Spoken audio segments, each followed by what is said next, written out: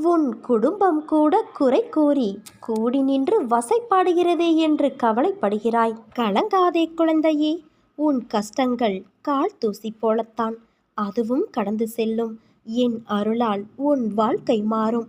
ஒரு நாள் உன் மனம் நிறைந்த வாழ்க்கை உனக்கு கிடைக்கப் போகிறது. விரைவில் உன் வாழ்வில் ஒரு புதிய அத்தியாயம் நடைபெறப் போகிறது. காத்து கொண்டு இரு, உனக்கு பிடித்த ஒன்றை நான் தரப்போகிறேன். ஏன் இந்த குழப்பம்? எதற்காக இந்த பதற்றம்? ஏன் இந்த வீணான கவலை?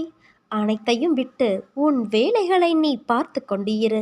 நான் உனக்காக வேலை செய்கிறேன். நீ என்னிடம் வைக்கின்ற வேண்டுதலை கேட்டேன். நீண்ட காலமாக உன் வாழ்க்கையை சிதைத்து வருகின்ற பிரச்சனையிலிருந்து விடுதலை கேட்கிறாய்.